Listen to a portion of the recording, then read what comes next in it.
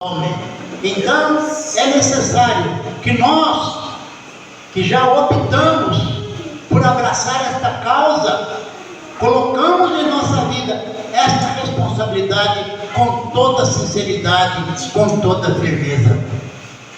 Quando nós estávamos ouvindo o irmão Cris fazer menção sobre aquela leitura do rei Davi, que trouxe aquele seu fiel escudeiro Urias, ele estava em batalha e houve aquela consequência daquele erro daquele rei, mandou que trouxesse aquele homem se chegou na presença do rei, a casa daquele homem estava lá de um lado.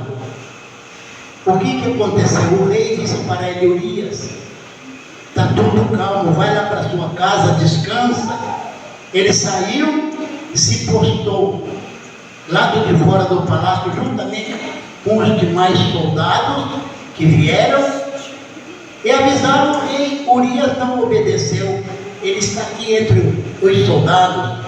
O rei chamou ele e disse: como, meu rei?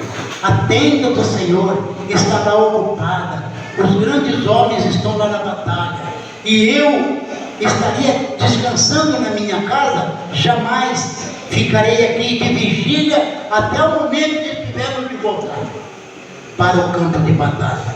Então, mostrando fidelidade às ordens do rei. Assim nós precisamos também mostrar toda a nossa sinceridade na presença de Deus. Meus amados irmãos, os tempos mudaram, tudo se transformou, mas a palavra de Deus permanece a mesma. Aleluia. A Bíblia diz que nesta palavra, nele não há nem mudança e nem sombra de variação.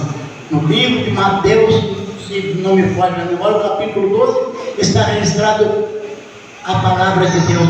Diz assim o Senhor Jesus: o céu e a terra passarão, mas as minhas palavras não vão de passar. Então nós temos certeza que nós estamos no caminho certo. A batalha é árdua, a batalha é difícil, mas nós temos a vitória por nosso Senhor Jesus Cristo, que nos garantiu na cruz do Calvário, quando ali Ele derramou o seu sangue inocente para nos resgatar, nos tirar deste mundo. Então cabe a cada um de nós mostrar que nós somos um povo diferente, separado do mundo, comprados pelo sangue de Cristo. Glória a Deus.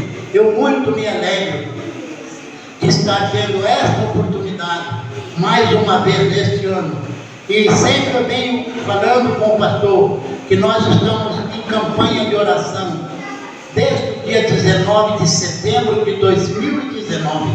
Eu tenho uma lista grande de todos os irmãos ali, e a gente apresenta a Deus 2 vezes na noite. E eu tenho certeza que a Bíblia nos ensina que a oração do justo pode muito em seus efeitos. E nós estamos aqui, não é porque o irmão Ari está orando, não. É porque Deus é bom e a sua misericórdia se estende de geração em geração. Meus amados irmãos, e agora neste momento que nós estamos livres daquela responsabilidade, daquele jugo que nós estivemos submetidos até há 1 ano e pouco atrás, agora nós temos toda a liberdade para nos levantar e falar e proclamar o nome de Jesus para a salvação de todos aqueles que querem, porque não são todos que querem. Muitas pessoas estão querendo que Jesus volte aqui e pega ele e modifica a vida dele. Ele já deixou a sua palavra dizendo: se alguém quiser vir após mim, negue-se a si mesmo, tome a sua cruz e me siga. Então, meus amados irmãos, a responsabilidade é toda nossa. É nós que temos que fazer a nossa parte. Muitas das vezes nós deparamos com uma dificuldade e queremos que Deus já intervenha e nos livre de passar por aquela dificuldade. Mas olhando na luz da Bíblia, nós sabemos que é diferente. Deus não evita a dificuldade. Deus dá o livramento dentro da dificuldade. Nós olhando para aqueles 3 servos de Deus, que se chamava Azarias, Misael e Ananias. Quando eles chegaram lá no palácio do rei Nabucodonosor, foram batizados por um nome diferente, o nome do Deus deles, Sadraque, Mesaque e Abednego.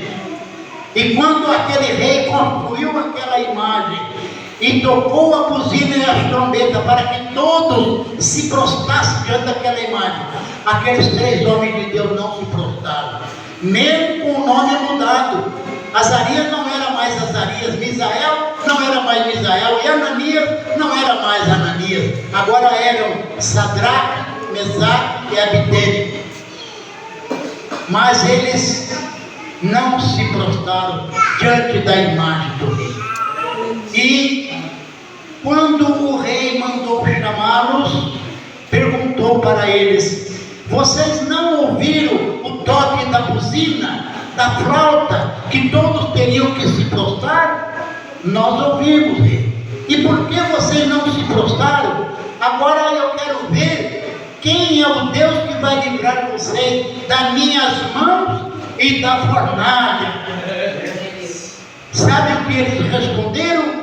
O Deus que nós servimos, se Ele quiser, Ele nos livrará da sua mão e da fornalha. Aleluia. Então o rei concretizou aquilo que ele queria, lançou aqueles homens de Deus dentro da fornalha. Mas antes, ele pediu para aquecer aquela fornalha 7 vezes mais. Muitas das vezes eu fico meditando. Eu trabalhei com fornalha também, fornalha de queimar piso e manilha de cerâmica. Então ela tem um grau de temperatura, porque ela tem um relógio colocado na sua lateral e o ponteiro acompanha de acordo com a temperatura. Se o ponteiro está caindo, aumenta o fogo. Se está subindo muito, diminui o fogo. Então eu ficava meditando, como que o rei mandou aumentar a temperatura da fornalha 7 vezes mais? Aí eu me lembrei, foi através daquele aparelho que eu também controlava ele na temperatura das fornalhas. Então aquele ponteiro foi embora, subiu 7 vezes mais. Lá foi lançado os 3 homens. Mas assim que eles foram lançados, a fornalha ela tem uma porta. Ela tem uma porta e tem um visor de vidro bem grosso. Então a pessoa aproxima, coloca o olho naquele visor e enxerga tudo o que está acontecendo lá dentro do fogo. E quando aquele rei olha lá dentro, ele chamou imediatamente os seus companheiros e disse: mas nós não lançamos 3 homens dentro da fornalha? Lançamos, mas agora eu estou vendo 4 e um tem a semelhança dos deuses. Meus amados irmãos, então não precisa ter medo da fornalha. O livramento de Deus vai estar no momento certo, da maneira como Ele quer. O tempo de Deus é diferente do nosso tempo. O relógio de Deus é diferente do nosso horário. Ele vem na hora certa, no tempo certo. Nós não podemos nos desesperar, porque tudo aquilo que tiver de acontecer, vai acontecer. O homem queira ou o homem não queira, vai acontecer. Mas nós temos que confiar no livramento de Deus na hora certa. Aleluia! Graças a Deus. Meus amados irmãos, então nós cantávamos o hino das crianças naquele tempo. Eu me lembro, olha, como hoje, vendo as crianças cantando: vinde meninos, vinde a Jesus, Ele vos deu as bênçãos na cruz. Os pequeninos Ele conduz, ó vinde ao Salvador. Que alegria em pecar o mal, reunidos todos afinal, juntos da pátria celestial, vamos ao Salvador. Então, as crianças tinham um desejo de aprender. Hoje não é diferente. Nós temos que ter esta responsabilidade de passar esse ensinamento para as nossas crianças, porque essas criancinhas de hoje é a igreja de amanhã.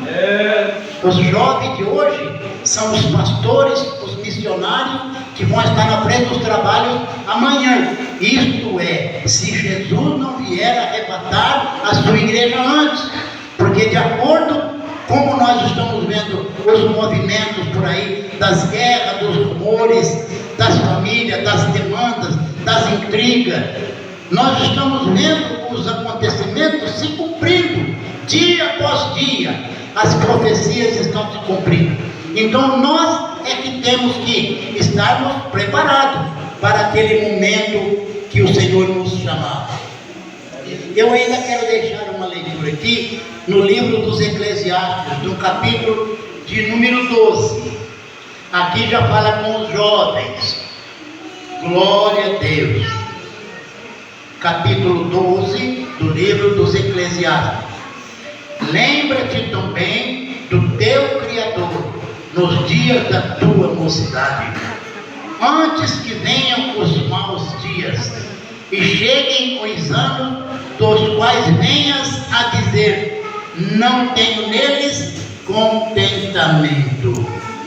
Antes que se escureçam o sol e a luz e a lua e as estrelas, e tornem a vir as nuvens depois da chuva. Glória a Deus. Então nós precisamos nos lembrar dos dias da nossa mocidade, porque os dias maus certamente vêm. Aí quando a pessoa, eu tenho visto pessoas com 50 e poucos anos, 60 anos, olha, eu não tenho prazer nenhum em viver, eu estou acabado. Olha, eu já passei de 80 e eu estou tão feliz, estou tão contente, porque o Senhor tem me guardado. Aleluia! A gente tem problema? Claro, temos. A nossa carne é frágil. Uma hora dói a costela, outra hora dói o pé, outra hora dói a cabeça. Dói tudo.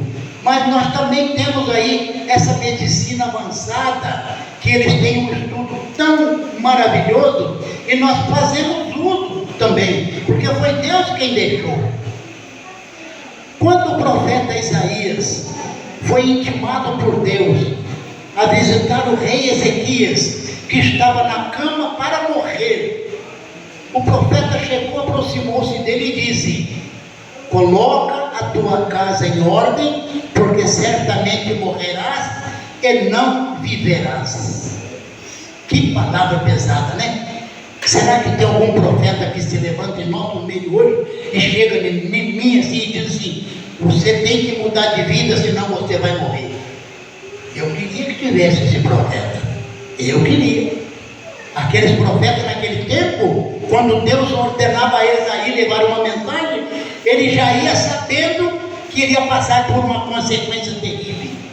Jeremias, quando chegou para profetizar, o rei não acreditou, mandou amarrar ele e descer ele dentro de um poço,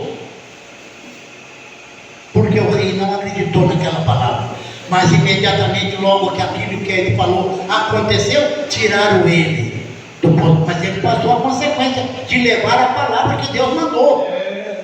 Isaías chegou e disse para o rei: coloca a tua casa em ordem, porque certamente morrerás e não viverás. E o profeta se virou e saiu.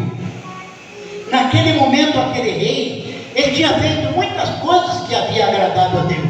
Ele virou o seu rosto para o canto da parede e começou a reclamar para Deus: Senhor, lembra daqueles tempos, quantas coisas que aconteceram que eu fiz? E o Senhor se comoveu. O Senhor foi. Quando Isaías estava lá na saída da porta do palácio, a voz veio e disse: Isaías, volta para trás, vai lá, fala para Ezequias, eu ouvi a oração e o choro dele.